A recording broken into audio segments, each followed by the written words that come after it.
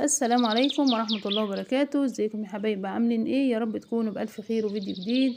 اللهم صل وسلم وزد وبارك على سيدنا محمد. النهارده هنعمل مع بعض الكبد والقوانص. طبعا الكبد والقوانص وجبة كاملة متكاملة، وهنعملها النهارده بأبسط الطرق، وهنعرف ازاي نسوي القوانص لوحدها بطريقة سهلة جدا.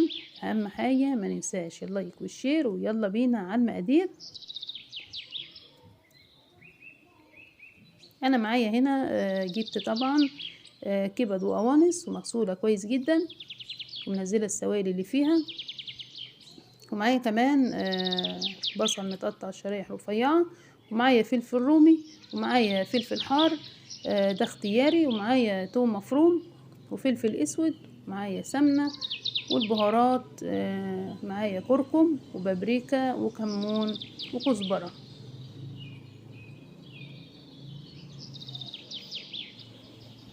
اول حاجه كده انا نزلت طبعا حطيت معلقتين سمنه ومعلقتين زيت، ونزلت كده بالكبد بتاعتي.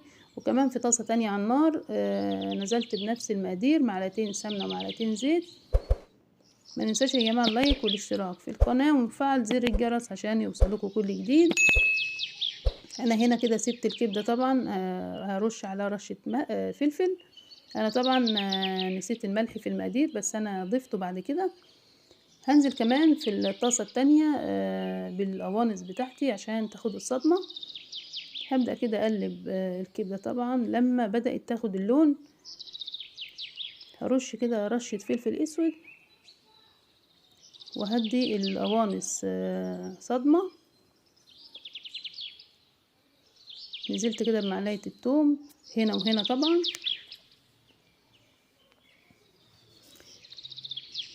كده خدت صدمة معايا. كده انا هدي النار عليها وهبدأ ازودها بكوباية مية. وده السر في ان انت ازاي تسوي القوانص وتطلع معاكي كويسة، ان انت هتزودي كوباية مية اثناء التسوية، وهتغطي عليها وتسيبيها على النار هادية جدا. ده بيساعد ان انت بتاخدي منها اللي هو كده هي احتاجت مني كمان شوية مية زودتها. هغطي عليها طبعا، وكده اول ما استوت نزلت عليها بالكبد، وهنزل بالبهارات بتاعتي. نسبة المية اللي انا كنت مزوداها عملت معايا صوص للكبد والقوانص. كده انا هبدأ طبعا انزل بالخضار بتاعي. نزلت كده بالبصل وهاخد له كده تقليبة. انا هنا مهدية النار عشان السوائل ما تنشفش مني. وهبدأ طبعا انزل بالفلفل الرومي. متنسوش يا جماعة تدعمونا بلايك وشير.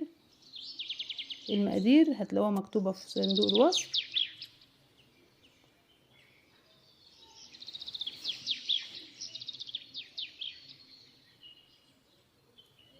كده انا نزلت كده بباقي التوم، وهبدأ هسيبها تستوي كده على نار هادية.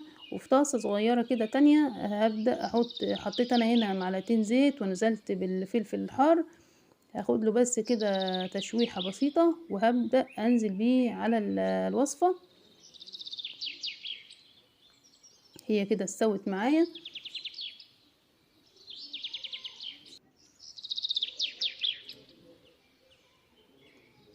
كده نزلت طبعا بالفلفل الحار ده اختياري، وهبدأ اقلب الكبد والقوانص. جربي الوصفة دي ان شاء الله تعجبك.